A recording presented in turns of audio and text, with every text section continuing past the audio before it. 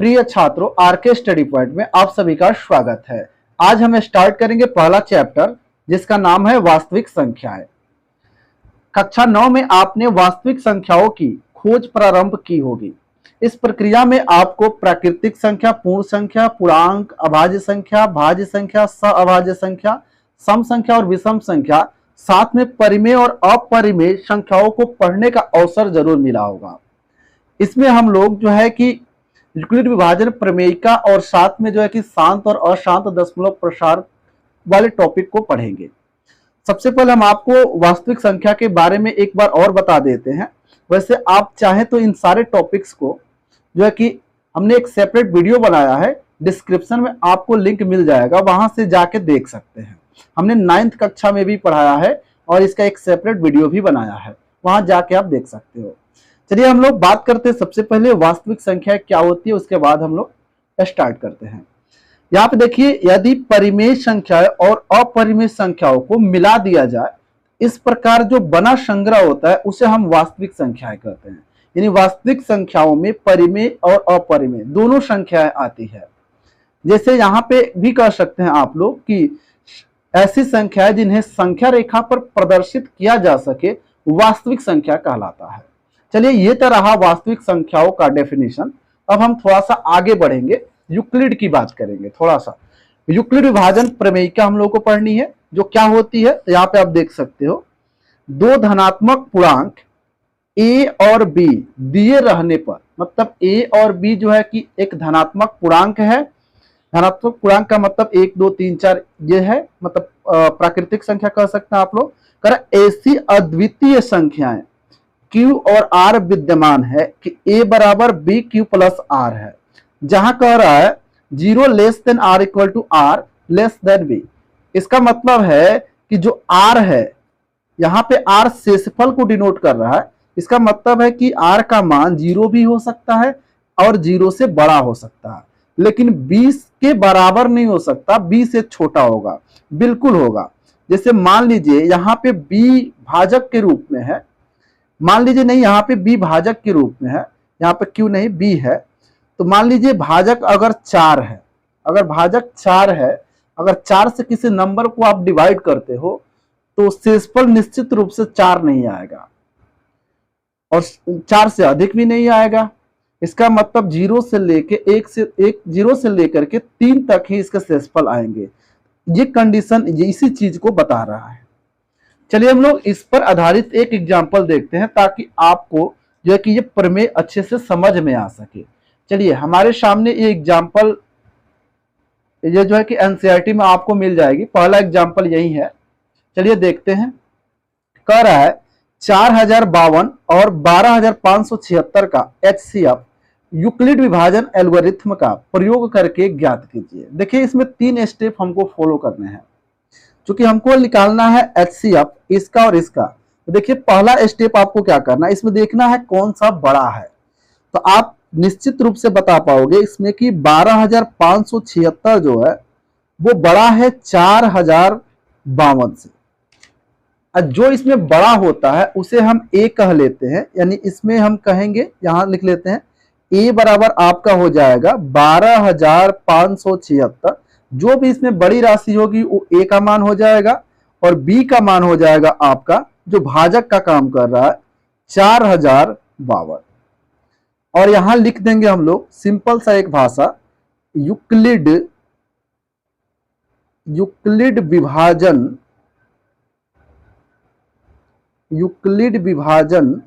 Algorithm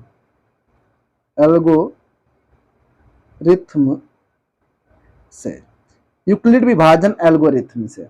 Euclid विभाजन algorithm अभी हमने बताया ये है, पर यूक्लिड विभाजन प्रमेय का ही प्रयोग करेंगे हम लोग। जैसे सूत्र क्या होता है, सूत्र होता है A बराबर BQ प्लस R, जहां R क्या है, R बराबर है शेषफल।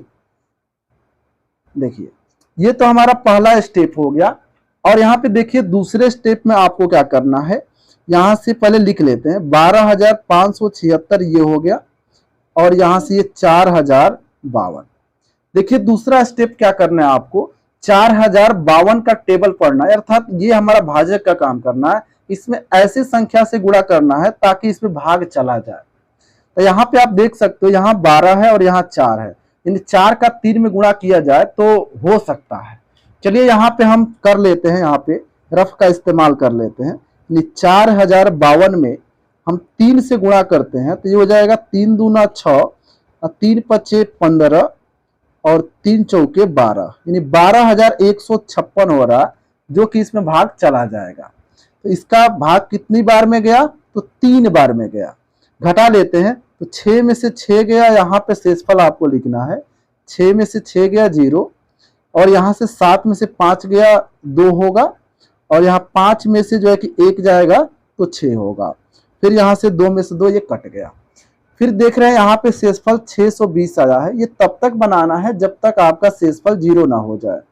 अब ये वाली जो चीज है वो आ जाएगी यहाँ पर, यानी हो जाएगा 4052 बराबर 620। अब आपको क्या करना है, 620 का टेबल पढ़ना है। वैसे 620 का तो टेबल आपको याद नहीं होगा, लेकिन आपको बिल्कुल ही नहीं घबराना है। देखिए इसके लिए आप क्या करोगे, जो कि इसका टेबल आप पढ़ेंगे यहाँ से। यहाँ पे देखिए क्या होता है, सॉरी यहाँ पे 5 में से 1 जाएगा तो यहाँ 4 होगा। यहाँ पे गलती से हमने 620 लिख दिया है, यहाँ 420 होगा। चलिए ये हो गया 420।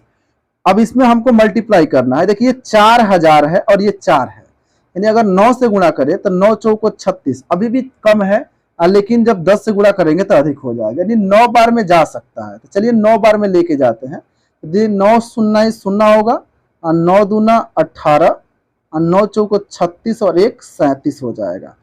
अब यहाँ से 3780 4052 में से घटाना है। तो देखिए यहाँ से लेंगे 12 हो जाएगा, 12 सॉरी 2 में से 0 घट जाएगा, ये हो जाएगा 2, और यहाँ से 5 में से 8 नहीं घटेगा, 1 यहाँ से ले लेंगे, ये हो जाएगा 9, और ये हो जाएगा 15।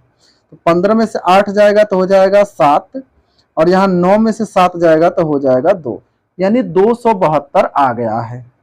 अब ये 420 आ जाएगा यहाँ पर, और 272 जो है कि आ जाएगा यहाँ पर। अब 272 का आपको टेबल पढ़ना है। देखिए कितनी बार में भाग जाता है, आप यहाँ पे देख पा रहे हो। 272 में अगर 2 से ही मल्टीप्लाई करेंगे तो अधिक हो जाएगा, इसका मतलब 1 बार में ही लेके जाना पड़ेगा। अब देखिए कितना होता है, घटा लीजिए।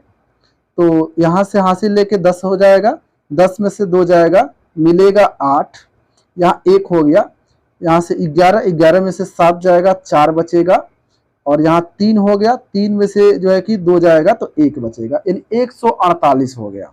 अब 272 आ जाएगा यहाँ पर, और 148 ये वाला जो है कि आ जाएगा यहाँ पर।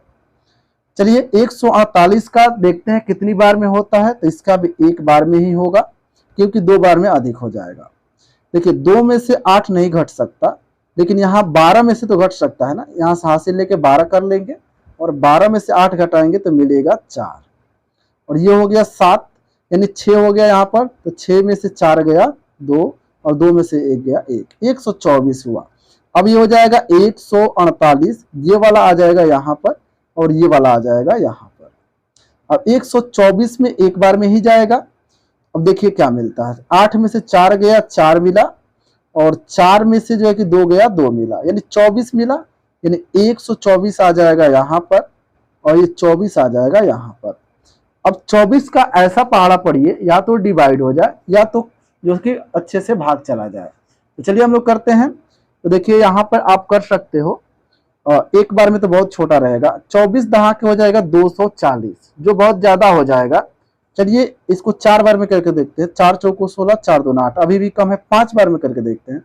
5 चौको 20, अब 5 दूना 10, यानी 24 में हम लोग जो है कि 5 से मल्टीप्लाई करके देखते हैं। 5 चौको 20, अब 5 दूना 10, 2 12, 120, यानी ये 5 बार में जा सकता है। और 124 में से 120 घटाएंगे तो ये मिलेगा 4, यानी ये हो जाएगा 24 यहाँ पर, और 4 आ जाएगा यहाँ पर। अब 4 छक्के हो जाता है 24, यानी 24 में से 24 गया 0। अब शेषफल जो कि 0 आ गया। ये थर्ड स्टेप अब यहाँ से स्टार्ट होगा, यानी जैसे ही शेषफल 0 हो जाएगा, यहाँ लिख दीजिएगा जहां शेषफल बराबर 0, जब शेषफल 0 हो जाएगा तो जिससे भाग देने पर शेषफल 0 हुआ है वही HCF हो जाएगा, यानी 4 हमारा HCF हो जाएगा। तो लिखेंगे HCF बराबर 4, यानी हमारा मौसा निकल गया है 4, और यही हम लोग का आंसर भी हो जाएगा। चलिए हम एक खूबसूरत सा और एग्जाम्पल लेते हैं और समझते हैं। अब हम लोग एक इंपॉर्टेंट क्वेश्चन करते हैं। जैसे एक एग्जाम्पल लिए हम लोग, यदि संख्याओं 65 और 117 का मौसा 65m-117 के रूप में हो तो m का मान ज्ञात कीजिए। इसमें आपको m का मान बताना है। तो देखिए इसमें भी हम यूक्लिड विभाजन प्रमेयिका का ही प्रयोग करेंगे। जैसे यहाँ पे सबसे पहले लिखते हैं हल और देखते हैं। यहाँ पे देखिए, यहाँ पे चूंकि 65 और 117 का हमें मौसा ज्ञात करना है, यानी हमारे पास दो संख्या है 117 और मौसा, जिसमें 117 बड़ा है 65 से। यानी आप सबसे पहले ये कंफर्म करेंगे कौन बड़ा है और कौन छोटा है, ये हो गया। अब यहाँ पर आपको प्रमेयिका लगाना है, यानी यहाँ पे एक भाषा लिखना है, यूक्लिड विभाजन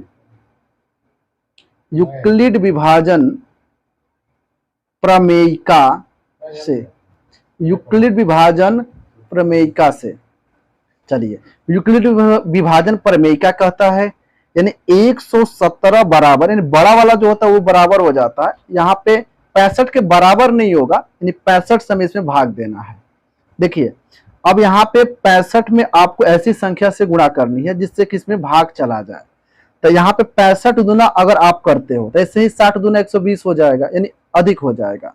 तो आपको एक बार में ही लेके जाना होगा, यानी 65 का में हो जाएगा 65। आप यहाँ 117 में से 65 घटा लोगे, 7 में से 5 जाएगा 2, 11 में से 6 गया 5, यानी 52 हो रहा है। यानी यहाँ पे 52 आपको लिखना है।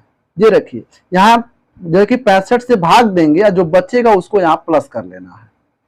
अब यहाँ पे 65 चूंकि इसको डिवाइड नहीं कर पाया है, ये आ जाएगा 65 यहाँ पर और 52 आ जाएगा यहाँ पर। फिर देखिए एक बार में और जाएगा, एक बार में 52 कम हो जाएगा 52, यानी 65 में से अब क्या करना है 52 घटा देना है। तो 5 में से 2 गया 3 और 6 में से 5 गया 1, यानी 13 हो रहा है। शेषफल बचेगा ये 13। और यहाँ पे देखिए 13 तो ये हो गया। अब यहाँ पे ये 52 आ जाएगा यहाँ पर और 13 आ जाएगा यहाँ पर। 13 चौके होता है 52, यानी अब जाके डिवाइड हो चुका है, यानी शेषफल मिल गया है 0। तो जैसे ही शेषफल 0 मिलता है HCF निकल जाता है, यानी यहाँ पे आराम से हम लिख सकते हैं HCF बराबर जो है कि 13, क्योंकि 13 से डिवाइड हुआ है। प्रश्न देखिए 65m-117 के रूप को ये जो है कि आपको प्रूफ करना है, मतलब इसमें m का मान आपको निकालना है। देखिए तो यहाँ पे जो है कि यहाँ पे लिख सकते हो, यहाँ HCF जो है 117 और 65 का HCF निकला है, और ये चूंकि इसके रूप का कह रहा है, यानी 65m, यानी कह रहा है मौसा इसके रूप का है, यानी 65m-117 मौसा ही तो कहा है ना, इसके बराबर है, यानी मौसा यहाँ से निकल गया है 13 और ये है 65m-117। 117 का पक्षांतर कर देते हैं तो मिलेगा 13 प्लस 117 बराबर 65m, ये हो जाएगा। अब यहाँ पे आप सिंपली देख सकते हो, थोड़ा सा ऊपर कर लेते हैं, 13 और 117 जोड़ेंगे तो ये हो जाएगा 7 3 10 और 1 और 1 2 1 3, यानी 130 हो जाएगा, यानी 65m बराबर हो जाएगा 130। आप चाहो तो ऐसे लिख भी सकते हो। चलिए हम ऐसे कर भी देते हैं, यानी चाहे 65 को आप नीचे कर लीजिए तो हो जाएगा 130/65 बराबर m। अब हम यहाँ पे 65 से डिवाइड कर देंगे तो देखिए 65 दूना 130 हो जाएगा, 65 दूना हो जाएगा 130, यानी m का मान आ जाएगा 2, जो प्रश्न में यही निकालना था। तो यही हम लोगों का फाइनल आंसर हो जाएगा। चाहो तो यहाँ पर लिख सकते हो अतः अभिष्ट हल बराबर 2। तो ये रहा हम लोगों का एक शानदार एग्जाम्पल जो परीक्षा में पूछा जाता है। तो इसी तरीके से आपको यूक्लिड विभाजन प्रमेयिका का प्रयोग करके एचसीएफ निकालने को कहा जाएगा। तो आप बिल्कुल ही जो है कि निकाल सकते हैं। इसी के साथ हम लोग एक और एग्जाम्पल्स देखते हैं जो काफी इंपॉर्टेंट है। हमारा अगला एग्जाम्पल है, कह रहा दर्शाइए कि प्रत्येक धनात्मक सम पूर्णांक 2q के रूप का होता है तथा प्रत्येक धनात्मक विषम पूर्णांक 2q + 1 के रूप का होता है। इसमें देखिए कह रहा है जो धनात्मक सम पूर्णांक है वो 2q के रूप का होता है और जो विषम पूर्णांक होता है वो 2q + 1 के रूप का होता है। यहाँ पे q को कोई पूर्णांक कहा है। चलिए हम लोग यहाँ पे इसका भी हल करते हैं। चलिए यहाँ पे सबसे पहले धनात्मक कोई पूर्णांक मान लेते हैं। जैसे यहाँ पे लिखते हैं कि माना, आप चाहो तो x a कुछ भी मान सकते हो, x हम मान ले रहे हैं। माना x कोई धनात्मक विषम पूर्णांक है, सॉरी धनात्मक पूर्णांक है, केवल करते हैं धनात्मक पूर्णांक है क्योंकि सम और विषम तो प्रूफ करना है। x को हमने माना कि कोई धनात्मक पूर्णांक है, यानी यहाँ पे आप यूक्लिड विभाजन प्रमेय का प्रयोग कर सकते हो। यानी लिखोगे इसलिए यूक्लिड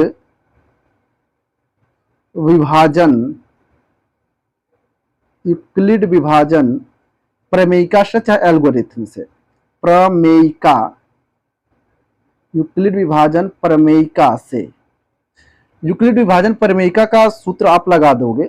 लेकिन यहाँ पे आप देख सकते हो भाजक जो है कि आपको पता है 2 होगा, इसलिए सूत्र लगाते समय आपको ये भाजक 2 ही रखना है। 2q + r हो जाएगा, जहां r जो है कि शेषफल है, जहां r शेषफल है और जो q है वो जो है कि एक पूर्ण संख्या है, पूर्ण संख्या होगी। यानी r शेषफल है, q एक पूर्ण संख्या है। अब यहाँ पे आपको क्या करना है, यहाँ पे चूंकि जो 2 है वो भाजक है, यानी यहाँ पे भाजक जो है वो है 2। जब भाजक 2 है इसका मतलब r तो एक शेषफल है, जब भाजक 2 है तो r के जो संभव मान होंगे, r के संभव मान हम निकाल लेंगे। संभव मान का मतलब जो हो सकता है। अब एक बात बताइए, 2 से जब आप भाग दोगे तो निश्चित रूप से इसका शेषफल 2 नहीं आ सकता, 2 से अधिक तो आ ही नहीं सकता। 2 आएगा तब तो कट ही जाएगा ना, शेषफल कहां बचेगा। यानी 2 नहीं आ सकता, 1 आ सकता है, 0 भी आ सकता है। यानी r का जो मान है यानी शेषफल जो है वो 0 हो सकता है, 1 हो सकता है, लेकिन 2 नहीं हो सकता, 3 नहीं हो सकता, मतलब अधिक नहीं हो सकता है। यानी यदि हम r का मान इस समीकरण में रखें, अगर इसको समीकरण नंबर 1 बना ले और इस समीकरण में अगर रखे, यानी यदि r का मान अगर 0 रखे तो x का मान जो आएगा वो होगा 2q, क्योंकि r के जगह पर हम लोग 0 रख रहे हैं। और अगर r बराबर 1 रखते हैं तो x का मान आएगा 2q + 1, क्योंकि r के जगह पे 1 रख रहे हैं। 2 इक्वेशन हम लोगों को मिला, जिसमें आप यहाँ पे देख रहे हो, चाहे यहाँ भाषा भी लिख सकते हो। यहाँ देखिए 2q है, यहाँ 2q + 1 है, यानी इसमें 2q में 2 जो है कि गुणांक है, इसलिए सम संख्या हो जाएगा। लेकिन 2q + 1 में 2 गुणांक नहीं है, q में ही न केवल है, इसका मतलब ये विषम संख्या है, प्रूफ हो जाता है। यानी कहेंगे यहाँ x के मान 2q में q चाहे एक गुणांक चाहे गुणांक लिख लीजिए, q 2q में 2 गुणांक है,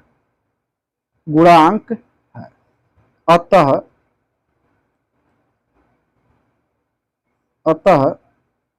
चाहे एक ही साथ लिख लीजिए, यहाँ पे अतः।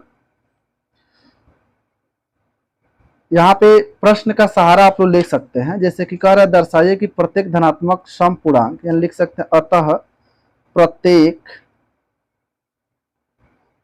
धनात्मक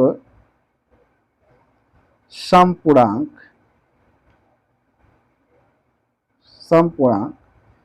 2q के रूप का होगा।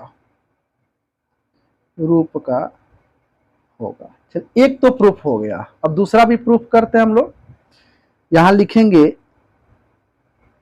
और x के मान 2q प्लस 1 में 2 गुणांक नहीं है।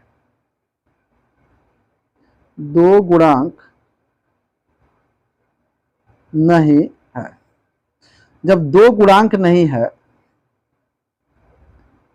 गुणांक नहीं है इसलिए